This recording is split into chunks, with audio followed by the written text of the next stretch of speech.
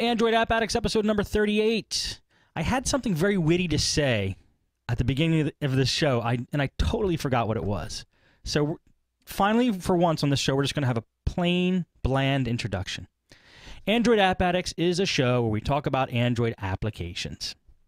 And we do that with the help of some awesome co-hosts and guests and people of all kinds and sorts and walks of life. Starting off with the door-to-door geek, Steve McLaughlin. What is up, Door? Hey, man. I would say busy, but I'm not. I'm insanely busy. So busy today, I literally just ate my dinner as we were warming up, and it was a chocolate chip cream pie. It sounds like something you'd feed your kids. I hide them from the kids. Sounds like a good dinner. Very nutritious and filling. You know, you got to work with what you got, and I had no time today. Even though I took off from my 9 to 5, I still had no time today. What's occupying your time here? Why are you so busy? Side work, prepping for vacation. So next week I'm not going to be here, guys. Going to be in Ocean City, Maryland. Nice.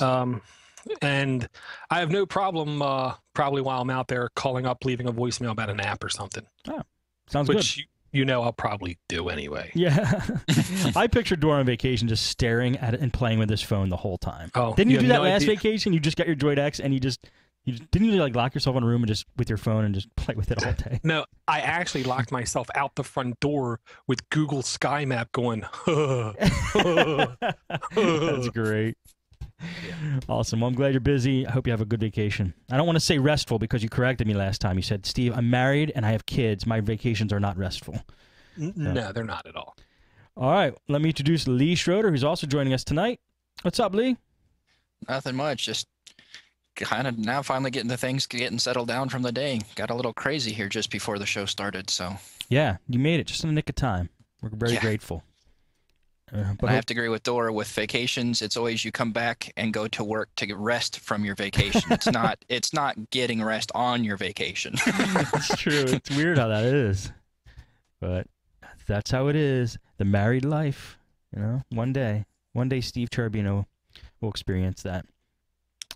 Okay, and I am Steve Cherubino, and I say this because I don't think I've ever introduced myself. So you guys could be listening to Podnutz for years, decades, centuries, millenniums, and not know my name until right now. Okay, well, we're going to do a little different of a format today on today's show. We usually have, when we talk about our apps, we say one app, and then the person who brought up that app says their next app, and then they say their next app after that, all in a row. This show, we're going to say one app each and go to the next guy. So it's going to be like a spinny, as we say, a round robin way of doing it, if that is the correct terminology. Starting off with Door, let's do it that way. What's up, Door? Or, I mean, not what's up. What's up? What's your app? What's app, Door? The first app I'm going to bring up was a freebie on Amazon. It's $5.71 without buying it on Amazon, and I'll say it's worth money. You have to determine yourself whether or not $5.71 is what it's worth. I think it's very cool. It's called Business Calendar. Yes, it's another calendar, but it's very sleek. It's actually pretty snappily quick, you know what I mean, to do stuff. And I really like the widgets and the overall interface. I like how when you're in a calendar and you tap a activity, you don't jump to a whole new window and let that load and do all this stuff. You get a little pop-up with a full description in it and the time in it, and you can color code everything based upon whose calendar it came from or what the tags are in the event. Very simple app, very effective. I gotta say, I haven't touched the regular Google Calendar app now for over a week since I got this app. Didn't you? Why does this look so familiar? Why? Because when I got this, I told you the day it was out that you might want to go download this just because it's free and just to check it out. But we didn't talk about it on the show. It was after the show. Oh, okay, that's why. Because I literally got it, I believe, that day. And so you've been using it all week. Yeah. You like it? honestly, I like it a lot. I can definitely say it's worth a couple bucks, $2, $3, because it's the kind of app you're not going to beat the final level and then never touch again. You know what I mean? Right. You essentially could use this for the rest of your Android life, quote unquote. I see. Yeah, I would agree with it. Yeah, it's just really smooth, has really good search functions too, which I like, which the regular calendar, if there is a way to search, it sure ain't easy. Lee, you've used this one? Yeah, I grabbed it when it was free there off the Amazon too, and I have to say I haven't touched the regular Google Calendar since. Really? I mean, it's really a nice interface. It syncs right back in with the Google Calendar and does everything back online to where it's been flawless on that. I mean, I've been able to send out with my wife. I got her grabbed it too, and her and I both been using it since we grabbed it, and we've been sending each other calendar invites and everything. It goes right through our regular Google calendars. I have had no hiccups or no problems whatsoever with it. It really is a nice overlay that I wish the Google Calendar had some of the features that this one has. Because I can't find them in the regular calendar. I mean, I was using the regular calendar before I got this one, and I got a widget right on my desktop of it to where right on my home screen that I have it. It's the second one down there that it's a 4x1 that you can have all different sizes. Yes. You click on the little calendar icon, it brings it right up, or it gives you your next 3, 6, 8 different events or the day's events for that day and stuff. I mean, it's very, very nice on how you can get where it's really just a quick, easy way to get in there, do your stuff, hop back out, or have it right there on your, I mean, you can have it be even longer to where you can have more of them. It's just per each line, it gives about 3 different events per line of, if you do by blockage of grid. So only one grid tall on a row is only going to give you about 3 lines of what the next 3 events are and stuff. But it's really nice on, you can really customize that widget even on what you want to show or what you don't want to show and stuff. And it syncs up on Google Calendar? Yeah, It syncs flawlessly. Good. Yeah, the thing I think that this calendar does intelligently is if you're super, super, super busy with a lot of events, the way you can display the calendar, it's still logical and makes sense. Or if you only have 1 or 2 things maybe a day, you can set it up differently, still in like the month kind of view kind of thing, and still comprehend what's going on. And it doesn't look like, wow, I'm not busy and nobody likes me. I see. Cool, man. Good app. Good one, Dor. Thank you. All right, Lee, what do you got? Well, the first one I'm going to do is a player that I came across that I really liked. It's Jamando is what it's called. I don't know if you guys have talked about this one before or not. Trust me, I would let you know if we did. Okay, well, this one, what it is it's a player that does Creative Commons music. The website's jamando.com. Jamendo, right? Yeah. Yeah, the jamando.com is where you can go to actually listen to music online or download it to your computer. Well, what this app does is allow you to stream the music, make playlists for your different streams of different radio stations, and you can find artists, create your own playlists, and stream those. Or you can even download. If you know you're not going to be around on internet connection, you can even download the music because it's Creative Commons. You can do whatever you want with the music as long as you keep giving the attribute back to who the artist and the name of the title is. I mean, you can share it with anyone you want. You don't have to worry about copyright problems. So, I mean, I can download them, say, hey, have you listened to this song? No, you haven't? I could even give you a copy of it, hook up and let you have it, or tell you where to go grab it, and you can do it yourself. I mean, there is a donation button that you can donate to these guys, but the music is out there for free for anyone to listen to. Tell your friends about it, that sort of stuff, and donate a couple bucks if you come across a couple groups you really like. I've come across some groups I never knew existed until I was listening to the radio of like underneath rock and underneath metal that I didn't even know existed. And I've made a couple playlists of those different albums and stuff that they have to where I can listen to them and stuff. I haven't tried the downloading part of it, but I've been in an internet connection everywhere I've been listening to, and the stream's not that bad at all. If you have Wi-Fi or if you have a 3G connection, it seems to work better on those speeds that when you go down to a 2G, it just doesn't have quite the pull that it does get a little buffering problems here and there, but I mean, it's a really nice, pretty smooth transition from one song to the next and stuff, that there's just a little hesitation in between songs. Now, Dor, that was hilarious, by the way. I did see you. I'm sorry. Dor was apologizing for not hitting his mute button while he was not on the camera. That noise, just so we can make a public issue of this, was Dor. What were you doing, Dor? Sniffing? Sneezing? Yeah, I got some activity in my nasal cavity. Lee, I wanted to ask you, what for the creative, I wanted to ask you, but you kind of answered it. Have you found any good Creative Commons music? Because I used to putz around looking at stuff when I wanted podcast music, which is, you could definitely use Creative Commons for podcast music. It works great as long as you give the guys credit. Yeah, the one group I really like, their style, it's not a true metal, but it's not a true rock either, is called No Creeps, all one word, NOCREEPS. Yeah.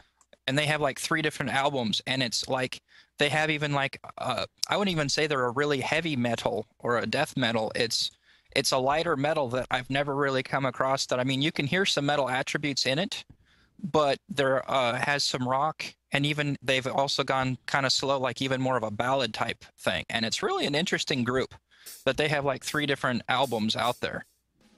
Is that them? Yep, that's them. Yeah, that's them. This is old school. This brings it back like Megadeth, Metallica. No, but it's not super heavy. No, it's not. And they actually have some that are lighter metal than that. I mean, this is one of their mediocre ones, and I really like the group. I mean, that's one of the groups that I really came across that I liked, and I'll see if I can think of some of the other ones here. Is there singing, or is it all instrumental? Oh no, there's some singing. It's just this one has a minute music on the beginning of this one, but they don't scream in the mic. They actually sing. A majority of the time. They don't actually, they're not gluttorial, glut. Like death songs. metal. Yeah. All right, let me just hear his voice real quick. Oh gosh, this is so 80s White Lion style. I'll say they sound professional. Yeah, I used to love that music. That's pretty awesome. Yeah. What's it called? White Lion? White Lion, White Snake. No, White Snake. There's all kinds of white animals in the 80s. Yeah, those. That's how you became a big group. Just pick an animal and put white in front of it. That's what the record companies wanted. Yeah, I'll say here's one of the things I like about this site service application. Everybody who's doing this has an extreme passion about wanting to do it. Granted, you're going to get some 14-year-old kid in his garage pumping out something and posting it. So you're not going to get everything that's great, but... You mean in Creative Commons, you mean? Libraries? In Creative Commons and this site, but what you will get is you'll get people passionate about it. Yeah. No, this is great. I love hearing music like this where, they let you download it for free. They have it under Creative Commons license. You never heard the group before. It's fun. It's like discovery. Yeah, the radio stations are really nice where you just, if you listen to rock or if you listen to metal, and it really gives you a nice feel of what different groups are out there. It even has like a top listened radio station too, that the ones that are listened to the most. I've gone through that a little bit, but I mean, there is a button that once you go in there, you can put a playlist of your own. You can donate some money. If you say, hey, I really like this group, you can even click on the donate button. If I had extra money, like No Creeps and a couple other groups, I would definitely throw some money their way. Sure. I mean, they're once you go through, because that No Creeps has 3 different albums. I mean, 3 full different albums, and I've listened to all of them, and I think they're all great. That if I had extra cash at the moment, I'd definitely throw some bucks towards them. Were those albums new? Like, were they recently created? No Creeps? I'm not entirely for sure how long ago. Just curious. I don't know if it even says. That was just a matter of curiosity for me. Cool. Yeah, I'm not even for sure on that part, but yeah. Jamendo, great app, man. I like it.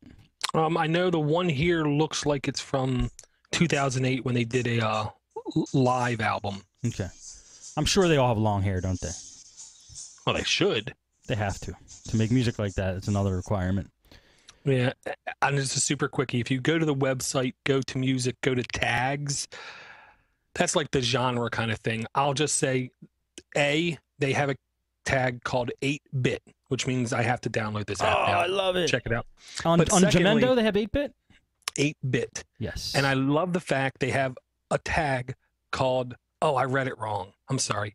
break beat. I thought it said breakfast, which was just interesting enough for me to want to see what do they call breakfast music? Breakfast music. It's a new thing, Dor. You just invented. Yeah, ham and sausage. Well, Dor saying 8-bit reminds me of another group I've listened to on there for a long time. It's called Pornophonique. And it's PORNOPHINQUE. And they have 8-bit sounds from like NES days mixed in with their music. Right. And so it's a little bit of electronic but they have like a rock feel to them that it's really interesting hearing some of these different sounds. And I'm going like, oh, those days of, the 8-bit sounds and stuff mixed in with it. Yes, I love that. It just brings it back. This is very... Yeah, Sad Robots, my sons love this. That's pretty cool, man. That's like how these little sounds in there of 8-bit that bring back game memories for me, and my sons are just like, this is so cool. I've never heard this before. Really? The sons, they're like, I wonder if they've ever seen an original Nintendo. I doubt it. Yeah. All right. Thank you for that, Appley. I'll do mine. I'll do mine now. Pretty boring, pretty standard, but it just works and it's cool. My app. It's Netflix. Believe it or not, we haven't talked about Netflix. Doors, was that in your list? It was in my news, not my list. Oh, phew. But over 3G, right? Right now, let me see if check. Yes, we are getting video or audio through that. I'm watching Kick-Ass over 3G. In perfect, it means clear as hell. On Netflix. I didn't even know that app was downloadable, or that movie was downloadable. And it's just your standard 7, the cheapest Netflix account you can get, right? Yeah, I got the cheapest Netflix account. I punched it in over 3G, waiting for it to say, you will not be able to watch this unless you connect to Wi-Fi or some other BS, but it just started playing, so. See, and this makes tablets so much more desirable, I think, to the public. Big time. That's what they want. That's what the folks want. And to me. It's just a slick way to watch a movie super fast. I mean, I could have literally been at a red light and started that thing up. Or that's a bad example. And in line somewhere and started that up. Here's my example. I get a tablet with a 16-hour battery life, okay? I'm driving on my way to vacation. I can tell you the wife, launch Netflix, give it to them. They're being loud. And then they can sit there in the car and watch... I don't even know many movies, but they can watch thousands.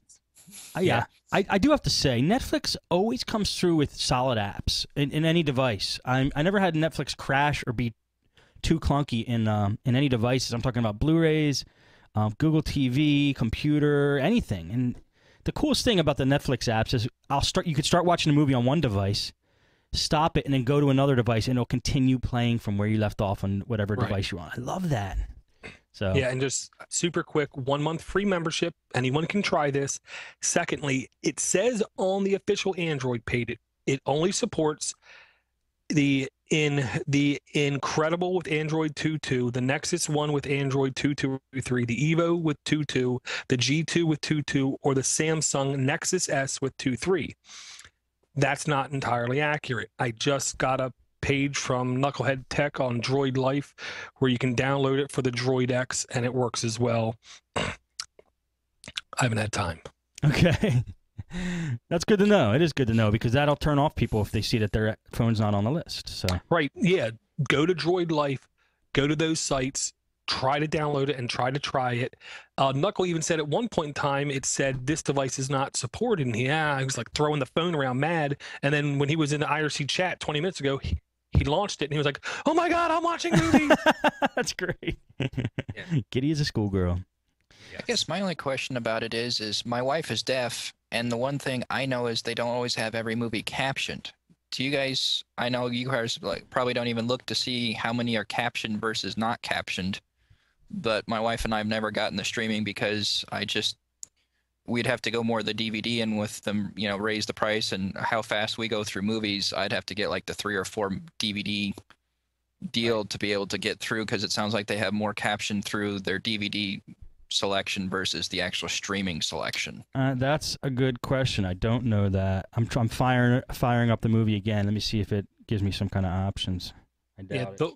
The one thing I can remember is Paul Thurrott saying the same thing about Netflix, and that was the main reason why he didn't subscribe to the streaming, was because the amount that you could get captioned, he says, was minute. I know they have some minuscule lawsuits going on since they raised the price when they did the streaming for like $7 and raised the price on the DVDs. They said, I know there's a couple deaf people like over in California suing Netflix like it's a deaf tax because right, raising it, and there's not enough streaming, even though they keep saying, oh, we're going to get more and more, but they have not over the last couple of years. So I was just curious if if you don't need it, you never think about looking at it. And it's just like, I'm almost tempted to try a 1 month, deal, just a trial, just to see how much is captioned. But then after that, say, if there's not enough, drop back off. It's just, I don't want to get my wife's hopes too high and then have it crash and burn because of not enough captioning. Hulu does a decent job that at least you can search by which is captioned, and then she chooses from those movies which one she wants to watch off of Hulu, that sort of thing. So yeah, I don't even know if they have a search option. Right. Well, here's the tip real quick. If you have no idea if you really want to use it or not right now, go to your bank, get a gift credit card, use that as your payment method on Netflix. So if 3 months later you do decide, let me give it another chance, and I think I'm going to keep it, then you can use your real credit card. Yeah, that's true. Because if you use your real credit card the first time, they won't give you another free month. Really? Oh, yeah, they're sneakily. All right, Dor, back to you. Okay, well, it might not be Netflix, okay? But my next app is HBO Go, which I did download the day it came out, and I did test, and it does work pretty dang good. How much does it cost? You have to be subscribed to something, don't you? Bing, costs you nothing. You have to already have a subscription to it, and here's how it works. You launch the app, you pick your cable satellite provider, and then it basically redirects you, like in my case, to a Comcast website inside of the app to validate who I am. So you get HBO through Comcast already? Yes. I see. So then I'm able to launch the app. They say able to watch any series ever done by HBO. I can say I don't think that's entirely true because I believe Dream On was an HBO production. That's not in the list. Not that I would watch it, mind you. Entourage?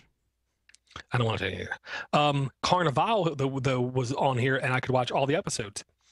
True Blood, many other series and shows, and current movies. The current top billed movies for HBO for the month, I can also watch on it. Jeez. 3G or Wi-Fi. Just like you, I was blown away at the clarity and the quickness. Like, there's no load. You hit play, and literally a second and a half later, it starts. That's amazing.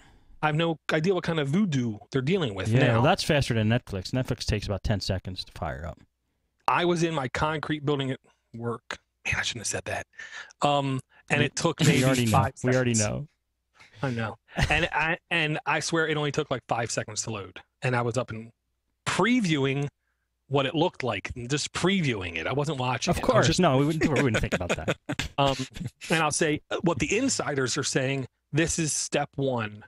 A lot of the insiders are saying by this time next year, all the major companies like this, Showtime, Skinamax, the movie channel, whatever, they're going to all start offering a la carte entertainment. All I got to say is bring it on.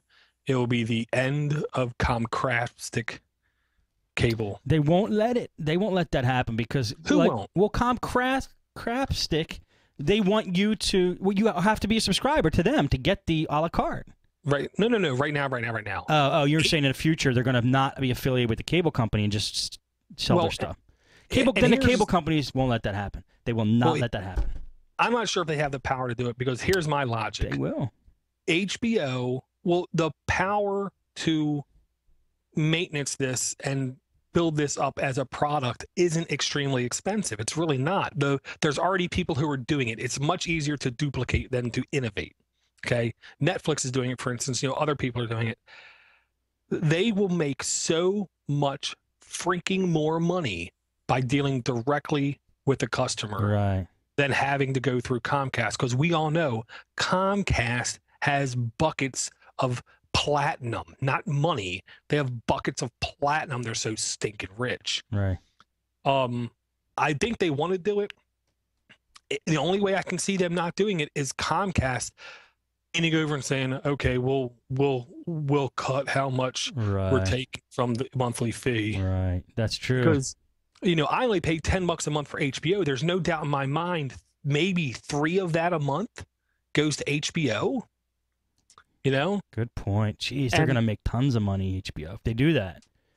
Yeah, and honestly, I wouldn't be shocked if people like ESPN will have like special, I don't know, pool championships, poker championships, and all these other kind of things, pay-per-view kind of thing as well. I agree with you. I think it's going that way, but here's the problem. Here's a situation. This is like a doomsday situation for entertainment, because if these cable companies think that they're going to fold and they start to panic, they're going to do exactly what's happening with the gas prices right now. It's like you're already tricked into everybody in the country having a gas car that needs gas to run. Then people need gas to get to work and stuff.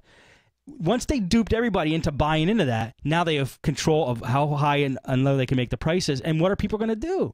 Right now, there's almost nothing you could do. So they could just literally jack the prices as high as they want. And what are people going to do? Not go to work? So the entertainment industries, like the cable companies, they can do the same thing. If they start to panic, like the oil companies may or may not be doing, then they can just totally jack people up too. I mean...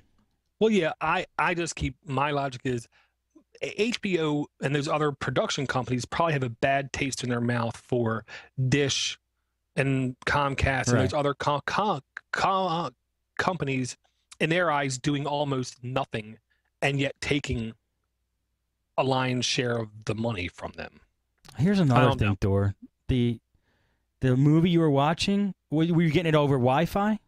3G. Oh, 3G. Okay, well, okay. I was going to say, if it's going over Comcast's lines, that's another reason they could kind of screw them over. Okay, anyway, this is getting off the subject of Android. But I know. I just think it's interesting, and the app is cool. Yes, I agree. All right, Lee, what else you got? Thanks, Dor. All right, the next one actually, I'm gonna give out 3 because they all are off the site, but I'm gonna talk about them anyway. I was listening to the Command Line podcast by Thomas Gideon, and he talked about this in his news. It's you guys remember Moxie Marlinspike, the hacker that always hacked into the iPhone like lickety split with messaging, or always found the loopholes? Yes, I heard of him. Well, he created the company called Whisper Systems, and so he's now into actually protecting and securing and locking down Android systems. I don't know if he is for the iPhone, but he's actually created a couple different apps to help secure down and lock down your phones. The 2 of them that I have tried, or I should say I've gotten a hold of so far, the first one is called Text Secure, and that's actually over in the market. What this one does is it actually will make an encrypted file, and you can have it to where all text messages that you receive or send go into this encrypted file that without your passphrase to unencrypt it, no one can actually read what messages you send or receive. If you open the app without your passphrase, though, you can still see who you've sent them to or how many, but you cannot actually read them without your passphrase. The other thing about it is if you actually go in and the other person has the app, like my wife, she has the app, we actually have sent each other our public keys, and we actually can send messages encrypted between each other. And on the fly, encrypts in my phone, sends it to her, and unencrypts, to where not even the telcos or ISPs or anything can actually read our messages, that they're not sent out in the clear, they're actually encrypted. My wife had HenSent, that messaging one installed, and it was encrypted. When I first sent my key to her, her app was able to pull it up, Text Secure was able to pull it up, send her key back to me, but it was garbly-gook in HenSent. It was completely encrypted from the first go of even sending each other the keys. it was already encrypted. And we've been able to send anything and everything back and forth, and it's all encrypted. That we've tried handset, we've tried a couple other things, seeing if they could grab the deal, and yeah, it's encrypted. So you're once you send just doing this to be safe. I mean, yeah, okay. On that part of it, it's not like we're doing anything dastardly or wrong, but it's still kind of nice where someone else came walking over to my cell phone. All the MMS or SMS messages go into that and are encrypted. So unless they know my passphrase, they can't read or see what messages I've sent and received. Like, say you needed to send a credit card number or something like that. Yeah. Over a text.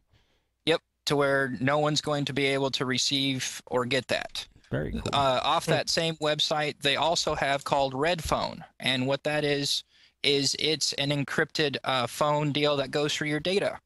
It's a 3G or Wi-Fi, they say, and it encrypts, and you talk back and forth like a voice over IP, but it's encrypted. So it'd be like Skype, but it's just voice only. I haven't been able to try this with someone yet because my wife being deaf, we use the Google Talk now that we both got the 2.3.4. We just use that it works pretty nice, even a little better than Fring that we were using before. So we video chat that way with each other since she's deaf and we have to sign to each other. Over Wi-Fi, Google Talk works good? I mean, not Wi-Fi or 3G. I mean, 3G? I've been using 3G that it's not crystal clear, but I mean, it's still enough movement that while her and I are signing to each other, we can still pick up our signs. So it's, it's not, crystal clear, like moving all over the place, clarity, but you slow your sign just a little bit. We can see each other and understand each other just fine over 3G off that Google Talk video. So it's a nice deal. So I haven't tried this with anybody, but with how well the Text Secure has been working for text messaging, I'm pretty sure this Red Phone will work pretty good too. Right now, it's just US beta. And then it goes into the last one that is only for the Nexus One and Nexus S at the moment, that they have a suite over on their website that you have to download, that they're only trying it on the Nexus S and Nexus One right now, is called Whisper Core. And it actually has inside it a deal where it will, that's why I want to root my phone and back it up first, is it will encrypt the entire data partition. Ooh. And how well their text secure encryption's working, this encrypting the entire data area on your Android phone, but then it also has a network security suite of firewall that you can, how everyone's having a issue with, well, I don't know what my phone's sending out or receiving in. This will let you go in and actually dynamically go through filtering of what you want to come into your phone and what's leaving your phone. And you can even block it from even sending stuff back to Google. And you can go back in there and see what parts of it you want or don't want to go out of your phone. I mean, this guy, for what I've seen of what he's done with hacking, I guarantee he knows how to block stuff if you want to lock down. So I'm one that I definitely think I want to try this and just see how much stuff is actually leaving my phone and get a good feel of just how much stuff. I mean, I've locked it down to where I don't have all this anonymous things going back to Google and that sort of stuff. But I'm just curious to see how much is still leaving my phone, even with turning off all of that stuff and that sort of thing, and just see what is actually trying to leave the phone. And you can add or remove what things you want to be able to do that part of it. So are these all free? One of those, yeah, they're all free. There's not a dollar amount on any one of them. The Text Secure and Red Phone are over in the Android market that you can download. And this other one, it's an app installer that you have to install down in either Windows, Linux, or Mac, I think, if I remember. Let me go back over to the... Yep. This is... It's an installer. If you run if you run all of these, your phone is just completely locked down. That's what I mean. And when he came across, when Thomas Gideon command line said this, on that's what sparked my interest, going like, well, I got an Nexus S, and I went over there and started looking down, and I mean, this would lock down your phone. I mean, they talk about BlackBerry being the most secure because of that end-to-end encryption. Well, if you're running the Red Phone, you're running the Text Secure, and you got the end-to-end encryption between you and your other person, and you even have your partition locked down with mine here after I get it rooted and backed up, just in case something weird goes on wrong while I'm trying to install this. But this Whisper Core, having even my data partition encrypted, on top of knowing what's coming in and what's going out, that there's not anything I don't want to have happen, it's not going to happen. Then I mean, I don't think there's going to be any loopholes when it comes to this guy. So it's Very cool. that, yeah, it's Yeah. definitely one of those that I definitely think is well worth my time and effort, since it looks like the Nexus S is not one of the easiest ones to root compared to one of those one-click routers. But I'm definitely thinking it's going to be worth my time to root, back up my phone, and definitely try this Whisper Monitor, Whisper Core. As long as they don't slow it on down. it. As long as they don't slow your phone down. Well, with the text messages we've sent, we've even tried just taking like a picture of my son and encrypting that and sending it to my wife. It only took my cell phone maybe 15 seconds at most to encrypt the entire thing with photo included, send it over to my wife, and it took her maybe 25 to 30 seconds or less to actually download the entire message and unencrypt it, and she was looking at it. So it's not like it's a huge... I mean, if it's just regular text messages, those are like 2 seconds to encrypt, 2 seconds, and 2 seconds to receive, and already have it unencrypted. It's very, minimum on the text messaging. It's the pictures is where it takes a little longer, because it's a whole lot more. It's got to encrypt and decrypt on that. But I mean, it's not really slowed down at all on that part of it. So very cool. Awesome. Since it's cert-based encryption, text is bang done. This is a dang good find, and the only thing going through my mind, Steve, right? No. This is what Osama needed. I had no idea that was going through your mind, but it's a good point. Well, it's security, and honestly, the two groups that love to be able to control their devices and know about what's going on their devices and to have true security on their devices are the people that know what can be done by the bad guys and the bad guys. I was going to say the You know what I security mean? people that are security conscious, or the white hats that are security conscious, or you got the ones that are out for bad. I mean, Right. it's Interesting. Yeah, and I did post a quick link for you, Lee. It Yeah, I saw. says you can one-click and root. It says. Not saying it will work. I'm just saying it says. Give it a well, shot. let's see about it. Try and see what happens All on right. that. My app is another commercial, somewhat boring app, but useful. I mean, and I looked on the list. We didn't do this one yet. Here it is. Put the camera on it. Did you guys ever hear of Fandango? Oh, yeah. It's a great app for looking for movies. I'm sitting in my car the other day at a red light. I go, I wanted to see Fast 5, which I didn't see. I said, I wonder where that's playing. Just punch in Fandango. They got a great app. It gives you location, movie times, movie search, go now, theaters, upcoming, the normal movie type stuff you would want to have. But it works good. There's a little ad on it, but it's free. And it tells you what movies are playing, gives you all the information about the movies. Standard, yet useful app. I used to use Fandango online a lot, so I figured let me check out their app, and it works great. So that is a simple, quick app that I have. And like I said, not a lot of flash, not a lot of... You probably already knew about the service already, just works. So It definitely works. I'll say before I had a 5-year-old and a 3-year-old weight on my legs, we used to go to movies a lot. And this is the kind of thing I know we would have abused. Right. That's my app. And do you guys have any more? Oh, yeah. Okay. Let's do it, Dor. What do you got? Because that's all my apps. Okay. Next app is another video-based application. We had Netflix, we have HBO. Okay. This one is only for fans of the show Top Gear. And if you do not know what the show Top Gear about, the best way I can explain it, it's a car show for people who don't know about cars. I know nothing. I understand there's 4 wheels. There's some gasoline in the car. There's some controlled explosions, and the car goes. I don't know. I don't know much more than that. But that's probably more than what I know. Well, it ain't much. And I gotta say, I'm a real fan of the show because of the camaraderie they have back and forth, the way they dig in each other.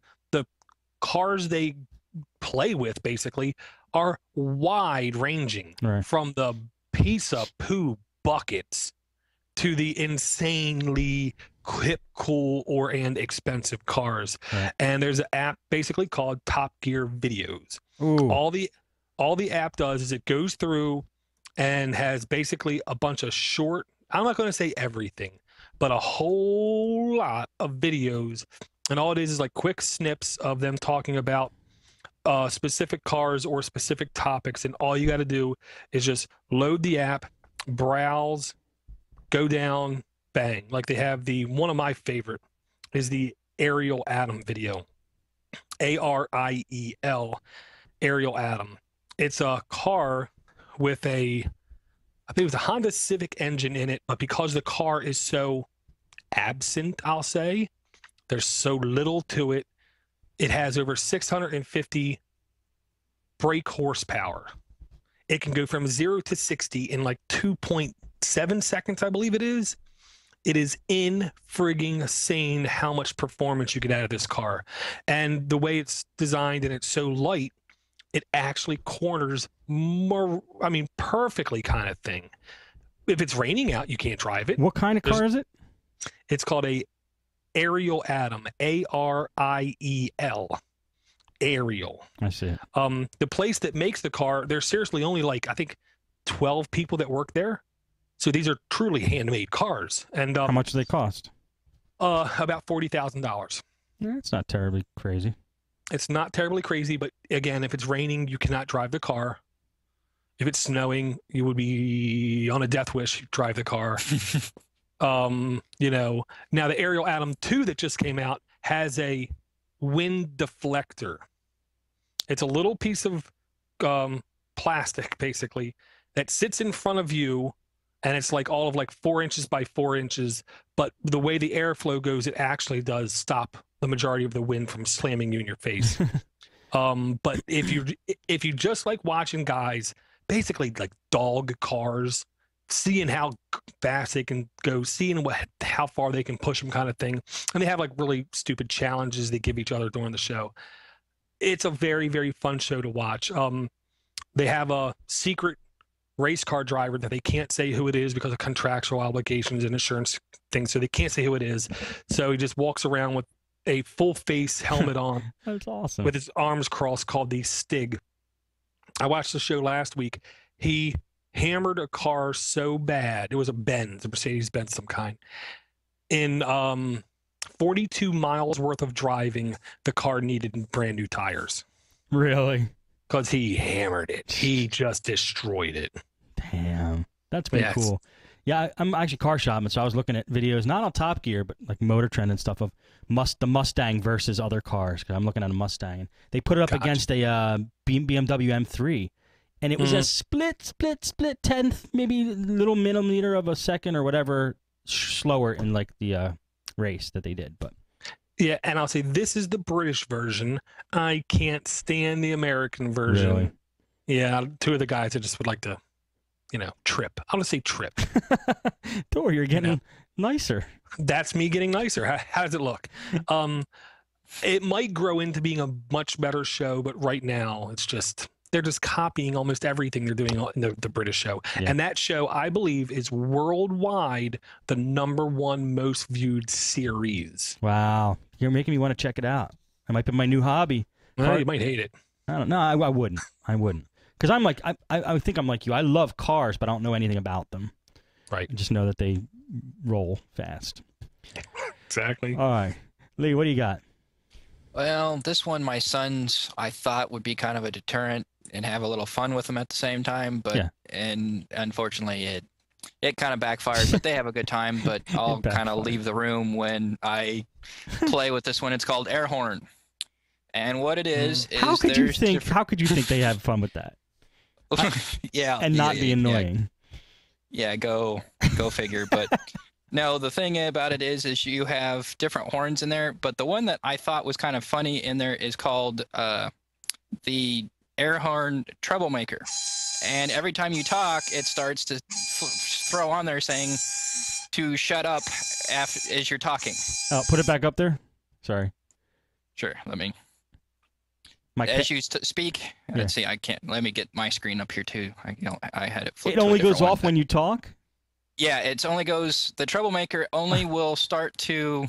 That's all It right. says I like trouble, but it will start flashing "shut up" as you talk. That is see. super awesome. Yes, I can just post that in my cube, and then when somebody comes in and starts talking, The phone yeah, goes as crazy. soon as you speak, I mean any sound, and it will. I freaking love that. Door, I look thought at that door, would look be at the door. fun. The wheels are rolling, turning in Door's head. Great. Well, and then it has like good old horn that. I mean, it the has different general thing. ones. Yep. And then it has.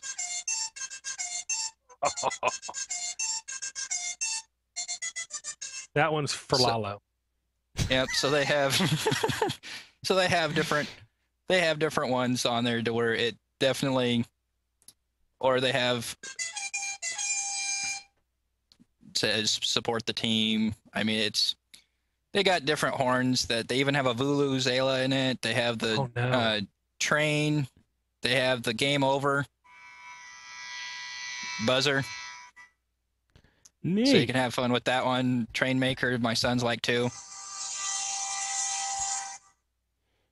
It's That, just, yeah, they have. it's just they- called air horn. Yeah, just air horn.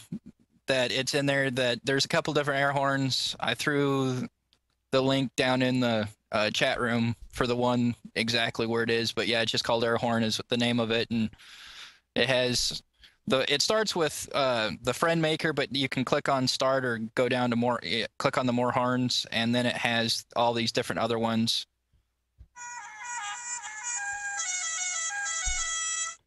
So it has just like all sorts of different horns in there and stuff. You know They- the site actually, or the on market, they show other apps that this company makes. It's from Fox Cannon Inc. They have one called. It looks like they're pretty good. They have Whoopee Cushion, Bleep Me, My Sounds. It sounds like they make some pretty fun stuff. Yeah, it's this one. My sons. I thought the troublemaker would be kind of the part of seeing if they had stopped talking. Well, instead, that's the one that backfired to where they kept talking and keep hearing it. And they'd pause just for a moment to hear it stop, and then they start talking again to hear it start going again. So you hear it's double one of those noise. that- yeah. So then instead of hearing, thinking they would quiet down, no, it got to where they that they We're go ahead talking. and start talking even more than what they did before. So it's one of those that, yeah, it's. That's pretty awesome. So yeah, it's something they definitely have fun with. So Very cool. All right, let's do like a little rapid fire. Do you guys have remaining apps, or are you done? I do. Okay, let's just go through the remaining apps, and then I'll read an email because somebody did write an app and included our show in the app. It is. Oh gosh, I went to that site and I lost the email, but I'll get it back. But somebody did create an app and put Android App Addicts in it as one of the top 3 Android apps, and people say they like it even better than the other apps that are in there too. So we'll talk about that, but after we've done all our apps first. Go for it, Dor.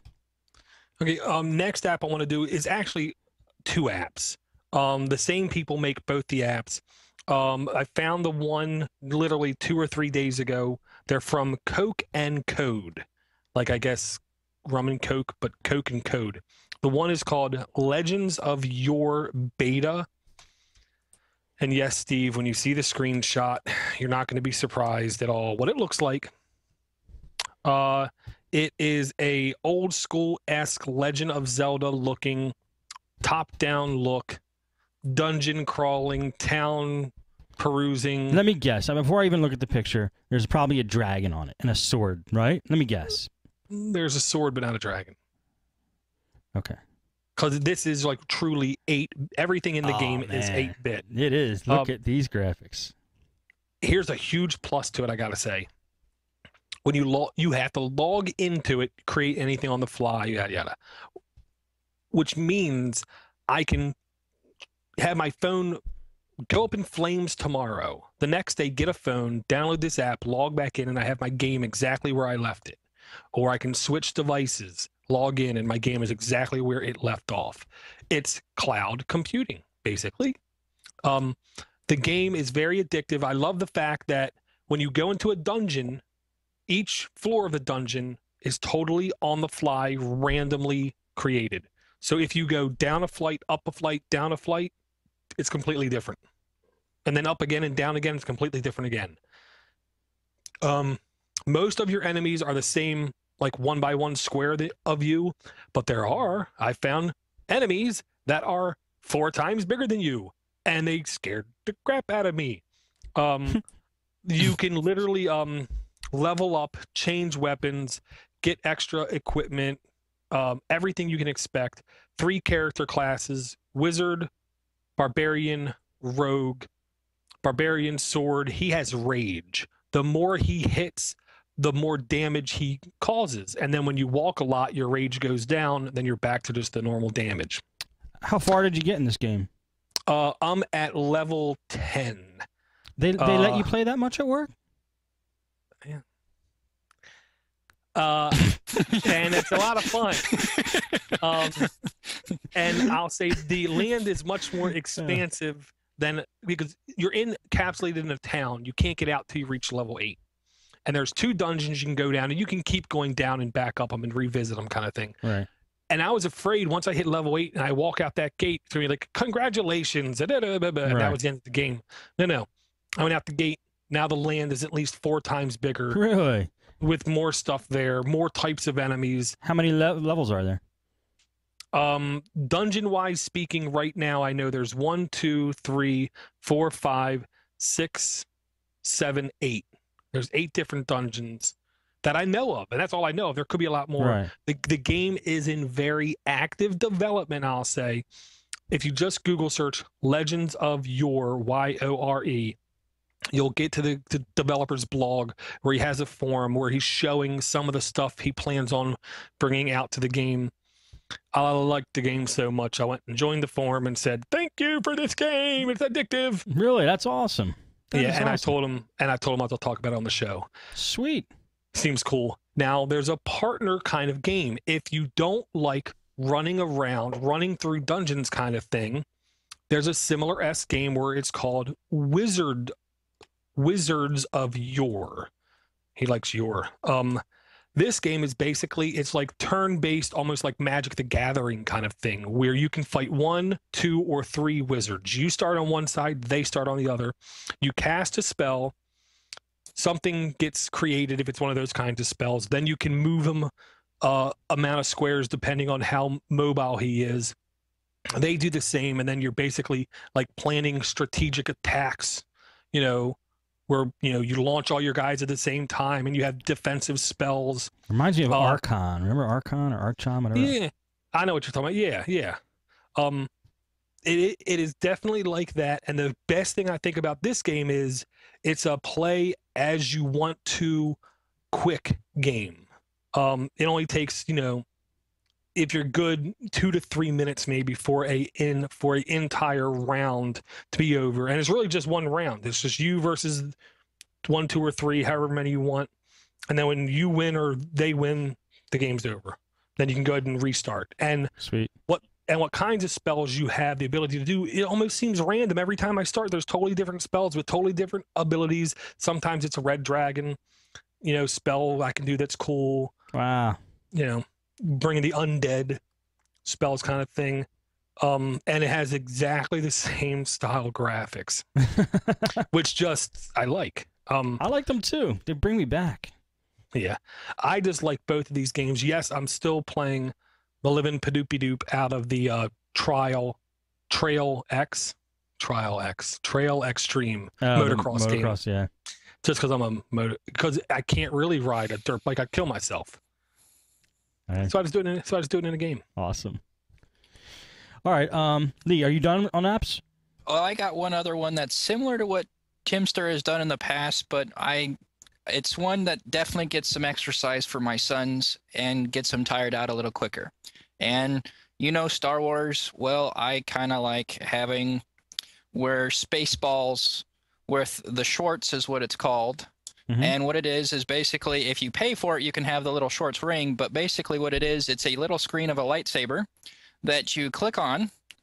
The lightsaber, if I can get myself to where I can actually tap, where it brings it up and starts playing the music. And as you move it around, it makes sounds. So my sons hear the music and hear the sounds. So they're spinning around their fake lightsabers, and I'm just holding and doing the different sounds while it's playing. And then as soon as you change, you can tap on the blade, it will actually change to different colors to where they can have different colors, or as soon as you tap the lightsaber, it withdraws, music stops. Nice. So every once in a while I stop and it's like red light to where they stop, freeze, looking at me, waiting to start again. So then that's when I tap, start again, start moving around, and they start running around with their invisible lightsabers and stuff. So you just provide the sound effects.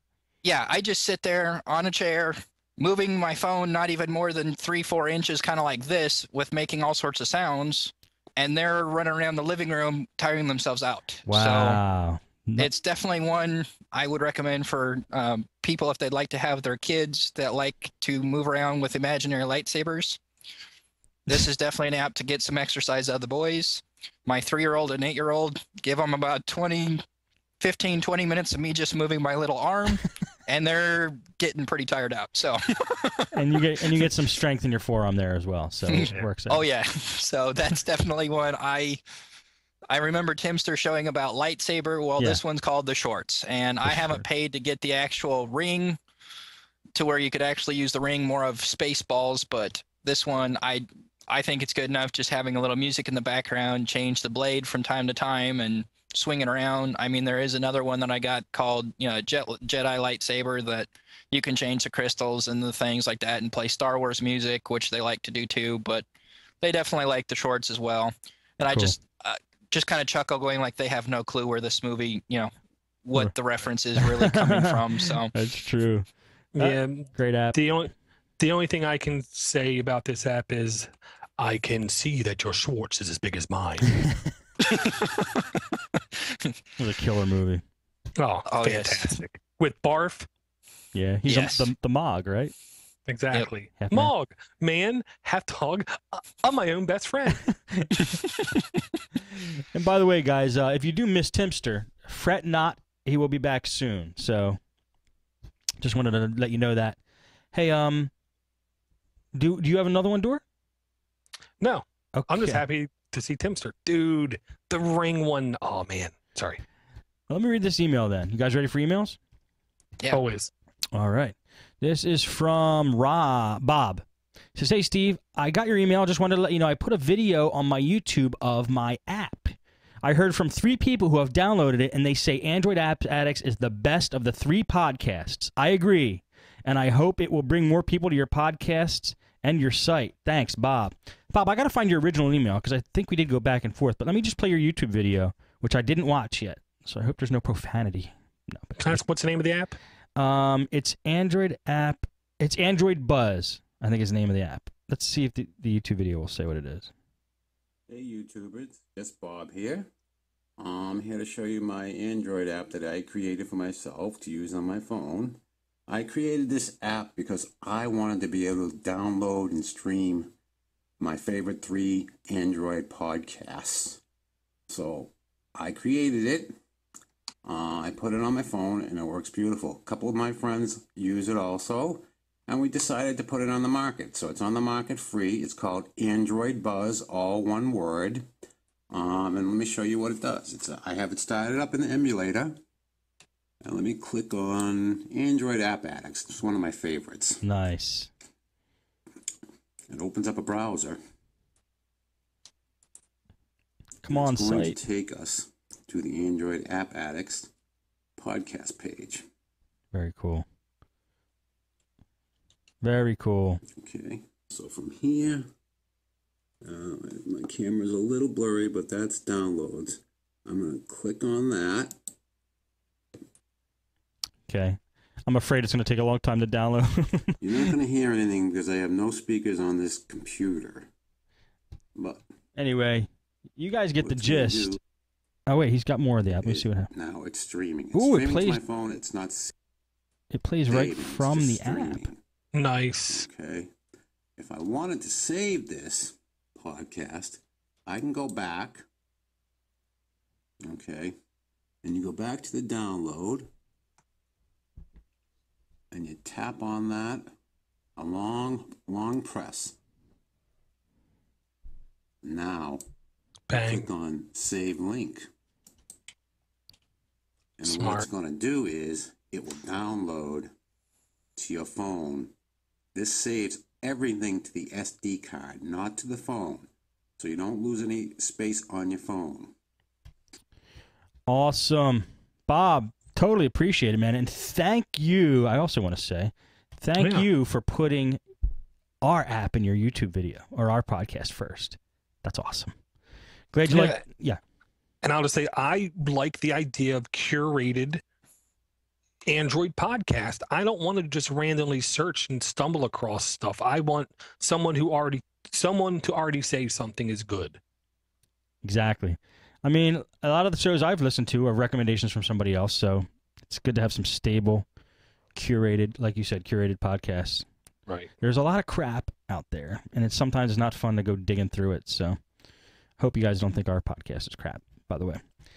Awesome, Bob. Thank you very much, man. Totally appreciate it. Android Buzz is the app, and that's one of our emails. Love that. I love that, man. Okay, next one is from Ted. A great way to scan, or subject line, AAA, good app suggestion. A great way to scan business cards into Gmail contacts is Google Goggles. Currently use a card scan PC setup. It's not good for transferring to Gmail. Love the show. Get off your butts and put another episode out. Okay, so he must have wrote this after I forgot to put out the Jonathan Nadeau podcast that we did with him. And that's why there was 2 weeks lag. I cannot believe I did that. I'm sorry to all concerned. But that one is... Steve, I was on the damn show, and I didn't realize you forgot to post it. Well, when we're on the shows, we don't always go listening to our own shows. So I want to hear how bad I sound. I think that everybody who is on the show should listen to their show, just to see how you sound. And that is released, and also... since we're 2 weeks behind, I have a show that's done in the hopper waiting to be released. So I'm probably going to release that tomorrow. So that's like the halfway point through the week. So you're going to get a double dose of Android App Addicts this week. And then this show will be released next week. So you're going to get maybe a triple dose, however you want to say it. But anyway, he says a great way to scan business cards into Google Contacts is Google Goggles. I never thought of that as a scanner saver. Yeah, I've done it before myself with the different business cards. The ones that actually have more of a white background with the text do a lot better than the ones that have like graphics and stuff in the background. It doesn't always grab everything correctly if there's different background images and stuff. Like some people have like a gray background, like with their logo or something in the back behind their text. It doesn't grab those quite as well as if it's just a plain white business card, but it does grab different colored text. It doesn't have to be just black. That I have tried the Google Goggles with that, and it does do a decent job all around. I'm sorry, my dog is taking a drink in the water container behind me at the moment. I thought you were going to say something else. That's fine. He's taking a drink. Yeah, it's my golden retriever taking a drink, and when he drinks, he starts and keeps going. So it's going to take a... I can barely hear him. Don't worry about it. Okay. Plus, he's thirsty. Yep, so... Cool. All right, that's it for the emails. We got anything else you guys want to go over?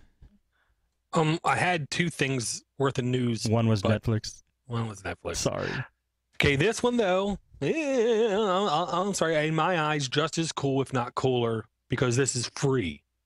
God, I hope it's going to be free. If it's not, then I'm going to really feel dumb. Okay, Teamspeak.com. Anyone involved with podnutz to any degree should be aware of Teamspeak. Teamspeak is it's better than IRC, but better. It is true. Think of it as 976 Party from back in the 80s. Only the fat guys that are sitting in trailer parks announce themselves as fat guys sitting in trailer parks. Okay? It's basically a audible community where you basically can join, talk tech, talk about issues you're having, problems you're having, cool things you saw, cool things you want to do.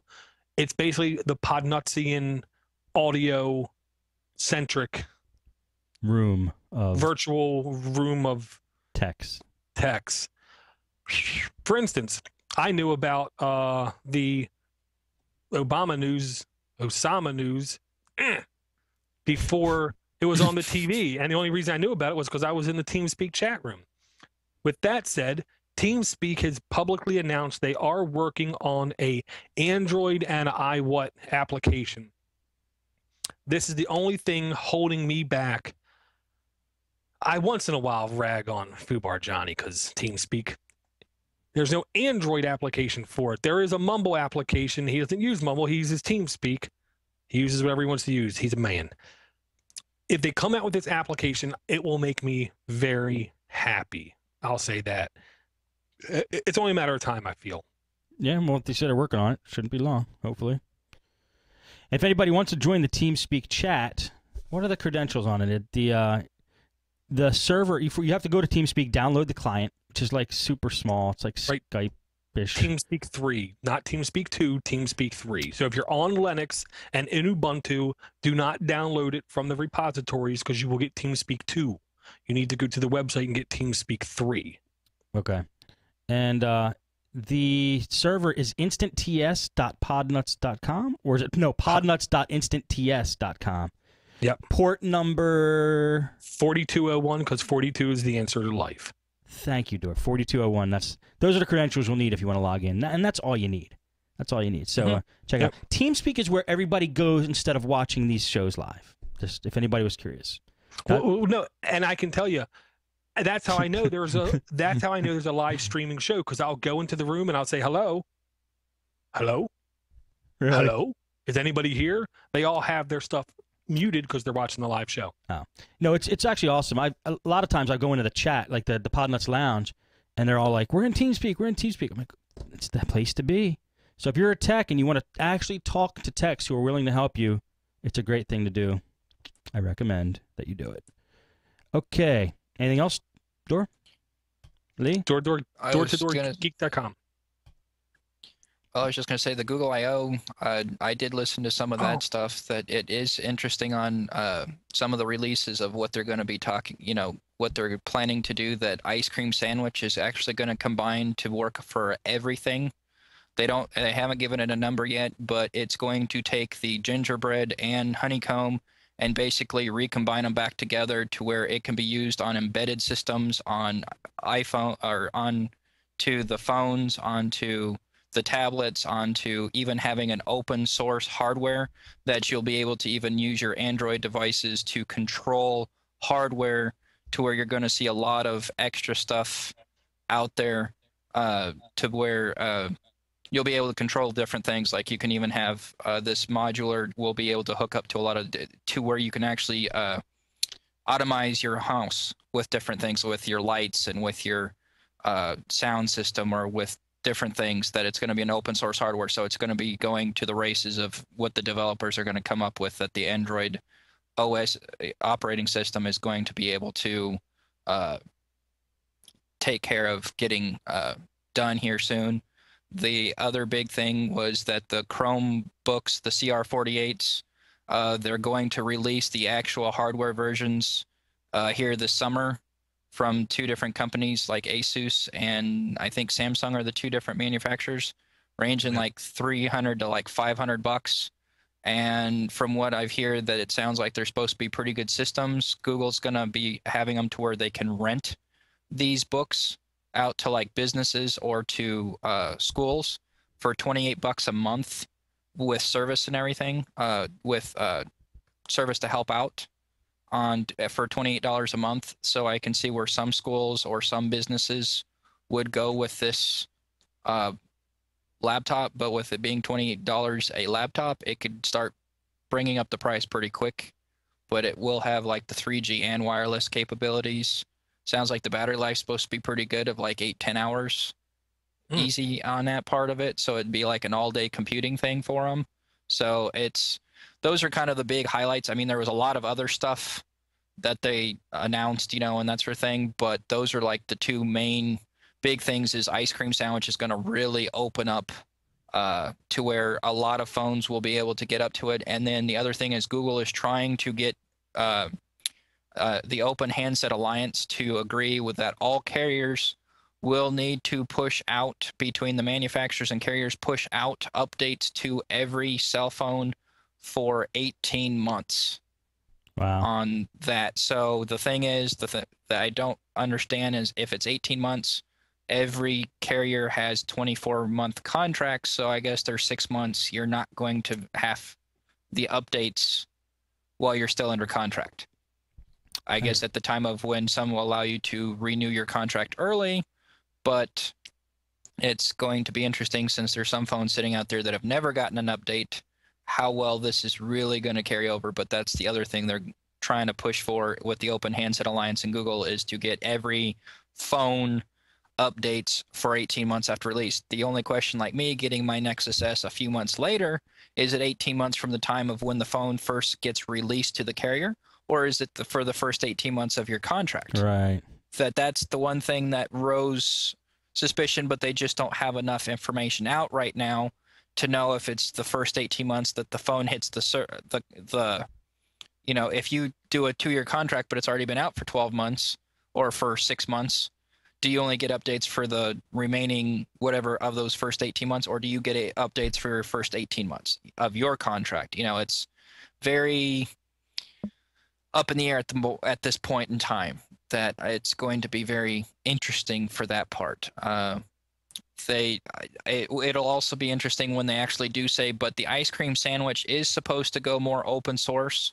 Honeycomb is not going to go open source. They said they are going to keep it closed source and not really ever release the source code on it for that one. So I guess it was a big enough flop that they're trying to bring back ice cream sandwich to be where it's going to be able to do for the tablets and phones and any hardware you want to connect to it. So it's going to recombine everything of gingerbread and honeycomb back into ice cream sandwich. Nice. So it will be very interesting to see how that comes about. I'm looking forward to it. Honeycomb was never settled well with me. No, and they just released Honeycomb 3.1 onto the tablets they gave out to everyone. It should be going out to the Zoom and to the Streak and some of the other tablets that are out that, well, I should say of the Zoom and of the other ones that are getting Honeycomb, 3.1 should be getting released in the next couple weeks. Ice cream sandwich sounds like it's going to be getting released sometime late summer, early fall, somewhere in there. So we got a few months, 3-4 months before they talked about that. So the tablets that, okay, I see where Tech Adventure is talking about where, okay, that's right, I forgot. They said don't that pay attention to him. He won't come on the show. Okay. He's never he's never right about pretty much anything. Okay, well, on that part of it, well, I know they're talking that 3.1 will be coming out soon to the ones that already have Honeycomb on them. So it's how soon that will be. They're saying in a couple weeks, again, on how it's been going on, that part of it. So it will be on that. So that was the only news from what I've been able to gather from Google I/O. I mean, there's a lot other stuff that was announced and done, but those are the main big things that I'm kind of excited to hear and see how some of these are going to take place, especially that ice cream sandwich with the hardware, being able to do control of Android onto different hardware appliances and home automation and things like that. So that's where I'm really going to be interesting to see on how that goes. Thanks for bringing that up, man. That was a good summary. I got 2 quickies. Yeah. And these should make you happy. The first one. Who's you? You, Steve C.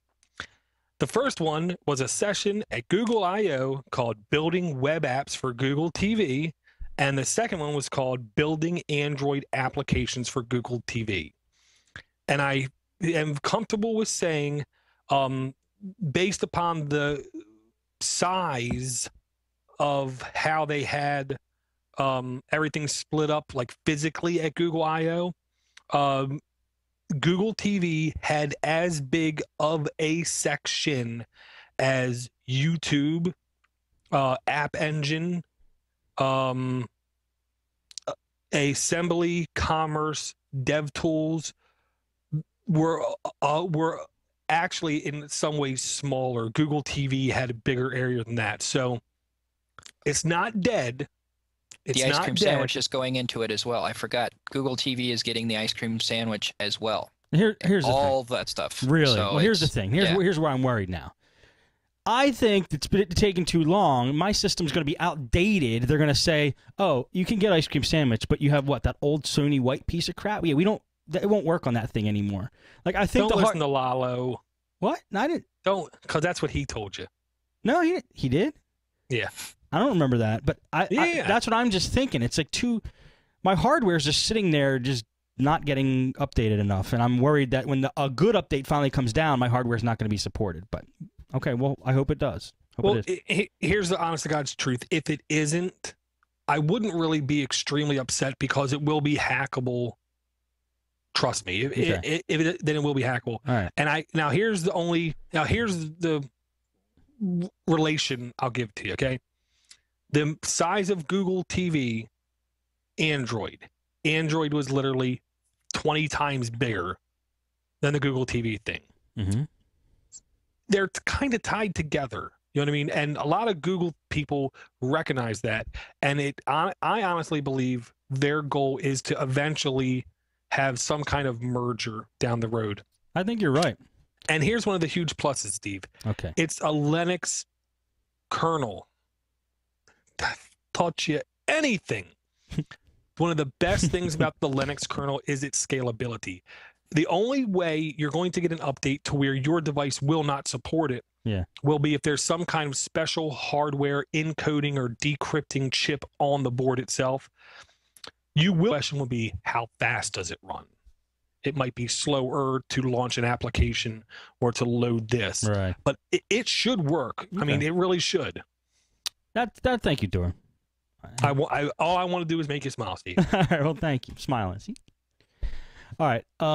Let's wrap it up. Dor, where can people find you? DoorGeek.com, LinuxBasics.com, the Podnutz forums, the Podnutz TeamSpeak, the Podnutz IRC. No, he's at DoorGeek.com. That's where you go if you want to see Dor. Don't go anywhere else. Go there first, because that's the hub of Dor. That is Dor all packaged up nicely. Home base. Right. That's Dor's home base.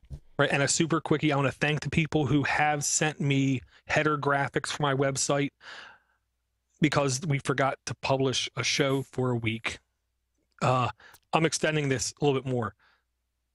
I need graphics 1600 pixels wide and 200 pixels tall. That's the WordPress theme, what it asks for the graphics. Anyone with any ingenuitive ideas and graphic capabilities, please don't hesitate. Send me what you got. I would really like to find a way where if I get a couple of I can actually have them revolve, based upon time of day or mood or. That's pretty cool. That's pretty cool. Thank you for also taking responsibility for me not releasing that show. Well, I was just as guilty because when I saw the other podcast come down, I didn't say, I wonder when Android App Addicts coming out. Me too.